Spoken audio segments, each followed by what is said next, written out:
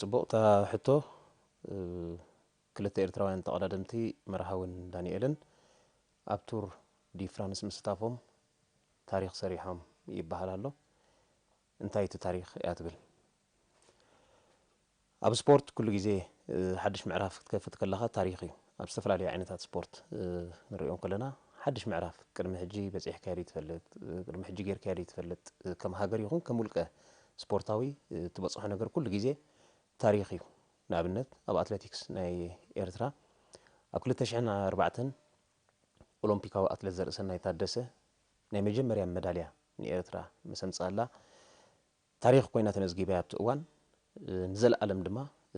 ነዛ ሜዳልያ እዚኣ ክንዘክራ ኢና ብድሕሪኡ ብዙሕ ሜዳልያታት ክመፅእ ይኽእል እዩ ግን ቀዳመይቲ ሜዳልያና ስለ ዝኾነት ንብዙሕ ነገራትና ከዓ በሪ ዘኸፈተት ሜዳልያ ክሳብ ዝኾነት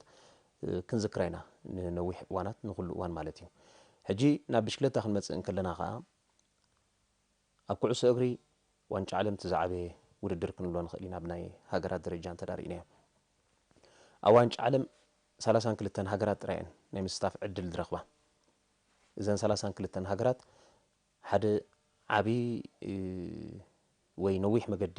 ሰጊረን እናቱ ውድድር ዝበፅሓ መፃረዪ ግጥማት የካይዳ ኣብኡ ምስታፈን ነታ ዋንጫ ንኽወስዳ ዝመፃ ሃገራት ካብ 4 ካብ 3 ዝበዝሓ ኣይኮናን ከም ንሪኦ ኩሉ ግዜ እተን ካልኦት ግን ንኽሳተፋ ጥራይ ናብቲ ውድድር ዝኸዳ ሃገራት እየን እተን ልዕሊ 25 ሃገራት ናብ ብሽክሌታ ክንመፅእ እንከለና እቲ ዝዓበየ ውድድር ቱር ዲ ፍራንስ እዩ ብኸመይ ቱር ዲ ፍራንስ ዓብዪ ድብል ሕቶ ክትልዕል ባህርያዊ እንዲ ቱር ዲ ፍራንስ ዓብ ድገብሮ UCI ኣመሓዳሪ ናይ ቅድድም ብሽክሌታ ዓለም ማለት እዩ ንቱር ዲ ፍራንስ ትዝለዓለ ነጥቢ ይሕዘሉ ካብቶም መሳትኡን ዝለዓሉ እውን ን21 መዓልታት ድኸዱ ውድድራት ሰለስተ እዮም ኣብ ሓደ ዓመት ጂሮ ዲ ኢጣልያ ኣሎ ቱር ዲ ፍራንስ ኣሎ ቮልታ ስጳኛ ኣሎ ሕጂ ኣብ ጂሮ ዲ ኢጣልያን ቮልታ ስጳኛን እንተዳ ዕውት ብጫ ማልያ ኮንካ 280 ነጥቢ ዝውሃበካ ኣብ ቱር ዲ ፍራንስ ግን 200 ነጥቢ ይውሃበካ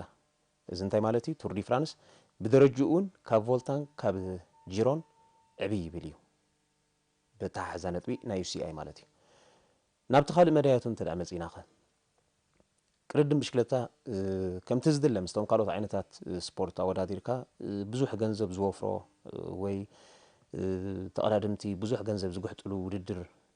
ኢልካ ክትገልጾ ኣይትኽእልን ኢኻ ቱር ዲ ፍራንስ ግን ጎኒ ጎንቲ ኣብኡ ተሳቲፍካ ኣመዝጊብካ ዓወት እትረኽቦ ክብርን ደረጃን በቲ ናይ ገንዘብ መገድታት እንተዳሪእኻ እውን ድሓን ዝኾነ ረብሓታት ክትረኽበሉ ትኽእል ዓይነት ውድድር እዩ ንኣብነት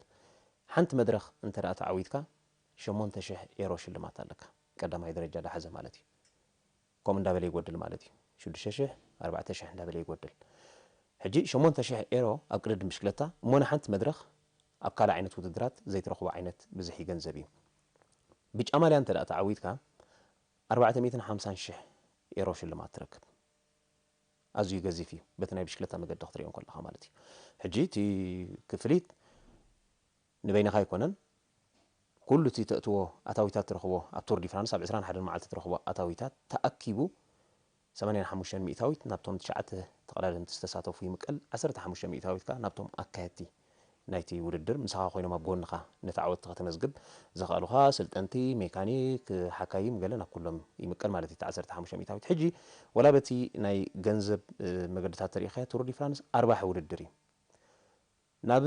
ናይ መራኸቢ ብዙሃን እንተዳ መፂኻ ልዕሊ ዝኾነ ይኹን ውድድር ናይ ብሽክሌታ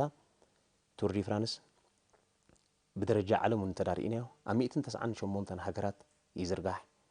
ብፍላይ እታ ናይ መወዳእታ ሓንቲ ሰዓት ዘላ ውድድር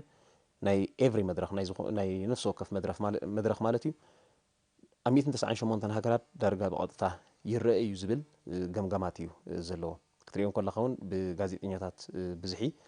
ካብ ኩሎም ቅድድማት ብሽክሌታ ክሳብ 2000 ዝበፅሑ ጋዜጠኛታት ናይ ዝተፈላለያ ማዕከናት ዜና ናብ ፈረንሳይ ኣትዉ ነዚ ውድድር እዚ ናብ ዓለም ንምቅላሕ ማለት እዩ ሕጂ በዚ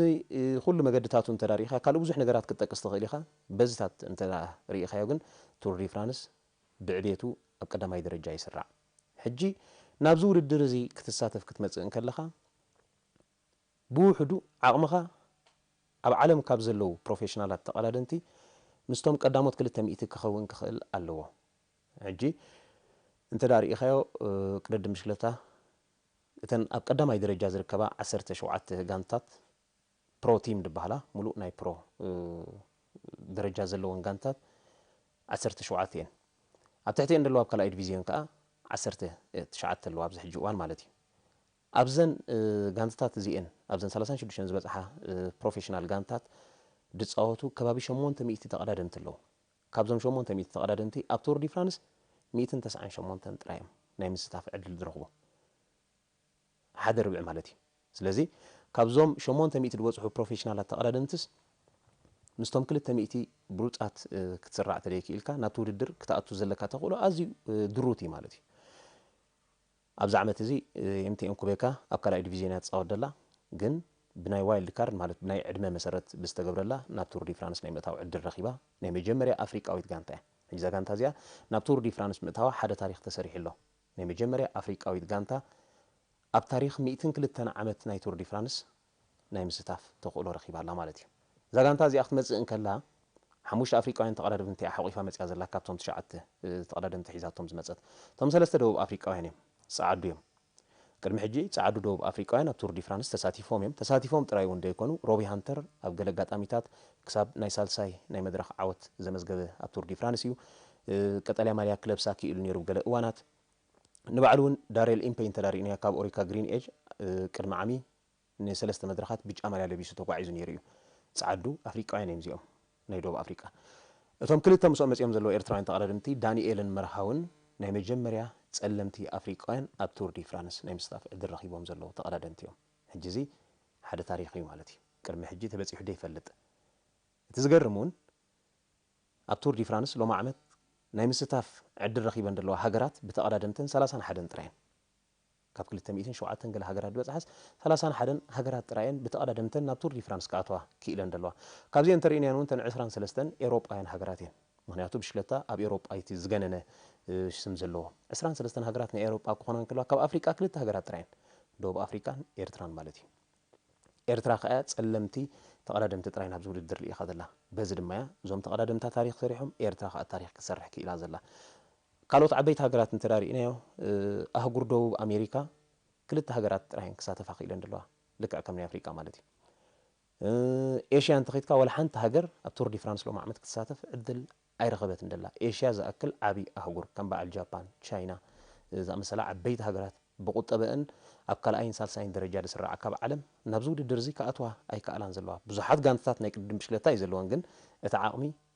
ማዕረ ናይ ኤርትራ ድመፅእ እውን ኣይኮነን ስለዚ ስፖርት ኩሉ ግዜ ባጀት ስለ ዘውፃእካሉ ገንዘብ ስለ ዘወፈርካሉ ጥራይ ተዓወታት ተምፅኦ ማለት ኣይኮነን መሰረት ወይ ታሪክ ክህልወካ ክኽእል ኣለዎ ኤርትራ ድማ ታሪክ ስለ ዝፀንሐ ቅድም ብሽለታ ኤርትራ ናብ 80 ዓመታት ዝገማገም ነዚ ድማ ሰሪሓቱሉ እያ ተሰሪሕሉ እዩ ብፍላይ ድሕሪ ናፅነት ካብቲ መጀመርያ ዓመታት ክሳብ ዚ እዋን እዚ ኣስካላ እዩ ክድይብ ፀኒሑ ደረጅኡ እንዳሓለወ መጀመርያ ኣብ ሃገርና ዝነበረ ውድድራት ዓብዩ ድሓር ናብ ኣህጉርና ተሰጋጊርና ነቲ ናይ ኣፍሪቃ ውድድራት ክነዕብልሎ ክኢልና ካብ ናይ ኣፍሪቃ ውፅእ ምስ በልና ከዓ ሽዑ ከዓ ከምዚ ንሪኦ ዘለና ከዓ ሕጂ ተቀዳደምትና ናብቲ ናይ ወርልድ ደረጃ ክበፅሑ ክኢሎም ኣለዉ ማለት ስለዚ እዞም ክልተ ተቀዳደምቲ ኣብዚ ውድድር እዚ ምስታፎም ነዚ ታሪክ እዚ ሰሪሖም ኣለዉ ንብል ኣለና ናብቲ ሓደ መገዲ ክመፅእ ሕጂ ናብዚ ውድድር እዚ ክመፁ እንከለዉ ዓወት ንፅበ ነርና ዲና ካብዚኦም ተቀዳደምቲ ወይ ዓወታት ከግዝሙና ዲና ናይ ብሓቂ ተፀቢና እንተኢልና እሱ ይኮነን እቲ ዝገርም ክለብ ኤምቲኤም ኩቤካ ናብ ቱር ዲ ፍራንስ ሎማ ዓመት ክትኣቱ ከላ ሒዛቶ ዝኣተወት ዕላማ ሓንቲ እያ ብውሕዱ ሓደ ካብ 9 ተቀዳደምታ ኣብ ሓንቲ ኣጋጣሚ ኣብ ፖድዮም ክድይብ እሞ እታ ጋንታ ብድሕሪኡ ክህልዋ ድኽእል መገዲ ክፍት ክብለላ እንተ ደኣ ኮይኑስ ሓደ ተቀዳዳማያ ብውሕዱ ኣብ ፖድዮም ክድይብ እዚ ዕላማ እዚኣ ሒዛ እያ መፅያ ነዚኣ ከዓ ብዝተኻእለ መጠን ብኖርዌጃዊ ባሶንጋ ሃገን ቮላቺስታ እዩ ክኢላ ቮላቺስታ እዩ ኣብ ክለብ ስካይ ዝፃወት ዝነበረ ሓደ ካብ ሱሙያ ተቀዳደምቲ እዩ ንዕኡስ ብውሕዱ ካብ ቀዳማይ ክሳብ ሳልሳይ ዘሎ ደረጃ ኣብ ሓንቲ መድረክ ከተውፅኦ እሞ ብድሕሪኡ ኣብ ፖድዮም ክድይብ እታ ክለብ ንድሕሪኡ ደሎ ናብ ሙሉእ ፕሮፌሽናል ንክትሰጋገር ገለ ሓገዝ ከበርክተላ እዚኣ እታ ዕላማ ነይራ እንተ ዳ ተኻኢሉኻ እቲ ናይ ዓቐብ ውድድራት ምስ ጀመረ ደቡብ ኣፍሪቃዊ ሉዊስ ሜንትጀስ ወይ ከዓ ኤርትራዊ መርሃዊ ቅዱስ ኣብ ሓንቲ መድረክ ገለ ተኣምራት ክሰርሑ እሞ ብድሕሪኡ እታ ክለብ ካብ ዘለቶ ደረጃ ሓደ ንቅድሚት ክትውስኽ ምስተን 18 ሙሉእ ፕሮፌሽናል ዘለዎን ደረጃ ንክትከውን ንክሕግዛ ኢልያ ናብዚ ውድድር ዝመፅያ ከም ድላያ ድማ ከም ዝረኣናዮ ኣብ ሻድሻይ መድረክ ኤርትራዊ ዳንኤል ተክለ ሃይማኖት ሃዲሙ ብምውዓል ናይ ኣንበሳ ዓቐብ ተቐሪቡ ዝነበረ ነጥብታት ብምውሳድ ነታ ፖልክ ዶት ዝብልዋ ቀያሕ ጻዕዳ ቀያሕ ነጠብጣብ ማልያ ክለብሳ ብምኽኣሉ ሓደ ቅድሚ ሕጂ ዘይተጻሕፈ ካልእ ታሪኽ ከዓ ክጽሕፍ ክኢሉ ማለት እዩ። ሕጂ ናይ ዳንኤል ብመራኸቢ ብዙሃን ክግለጽ እንከሎ ናይ ብሓቂ እዩ ዶ ክርዓካ ንሕና ኤርትራውያን ንዓና ዓብ ነገር እዩ ክንገልጾ ምክንያቱ ኣብ ቱር ዲ ፍራንስ ተሳቲፍና ኢልና ንመጀመርያ ግዜና እናተነየትና እንክልና ማልያ ክንለብስ ኣብ ቱር ዲ ፍራንስ ምኽኣልና ኣብ ቀዳማይ ዓመትና ናይ ብሓቂ ከምዚ ንኽትገልጾስ ደጸግመካ እዩ። እስክተን ቅድሚ ሕጂ ብጫ ማልያ ዝረኸባ ሃገራት ከ ነዚ ዳንኤል ረኺብዎ ደሎ